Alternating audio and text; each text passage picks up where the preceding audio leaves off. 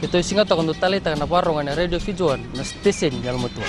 Ako na koro ko na talita. Mandaw talita kini na parong radio Fijuan.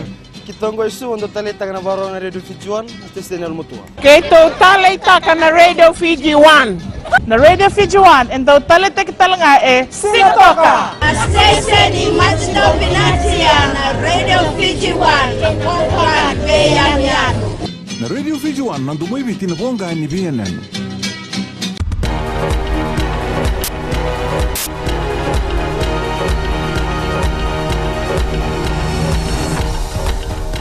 Ni sambula sai koengo na Vakaleleka ni nonda itukutuku.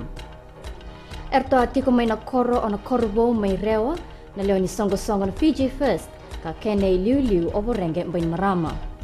Apaka matala tako o mbay marama kibeir na leo ni koro ni sandondono me veisau no tobo ni rai e na buku ni sasanga ni toso ki liu.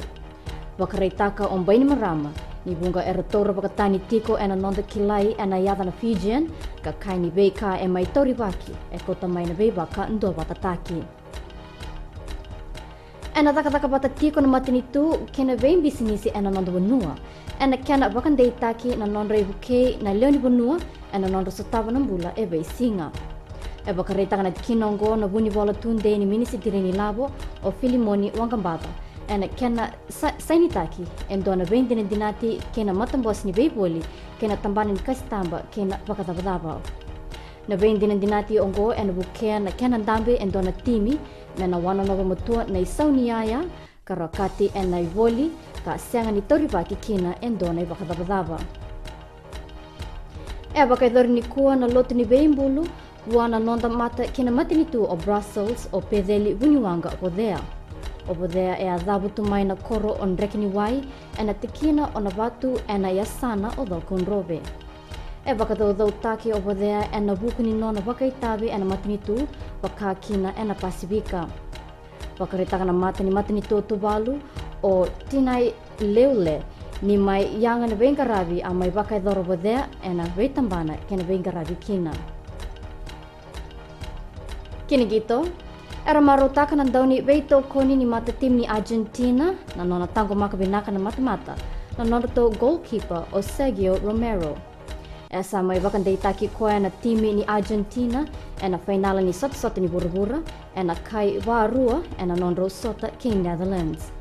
Ero sana sota e na finala ni sota-sota ni FIFA World Cup na timi ni Chamani kay Argentina e na wal na kaloko e na mataka ni Singamoniti.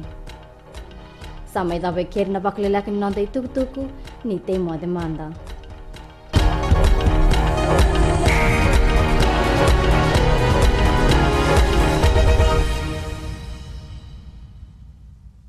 Gold FM is #1 here in Sigatoka. Gold FM is our favorite radio station here in Lautoka. Gold FM is #1 in Nel. I love listening to Gold FM in Ba. We love listening to Gold FM, only the classic hits here in Suva. Hear about Vakaleleka, you immediately think of gold. I'm Josephine Sabi and I love hearing Gold FM.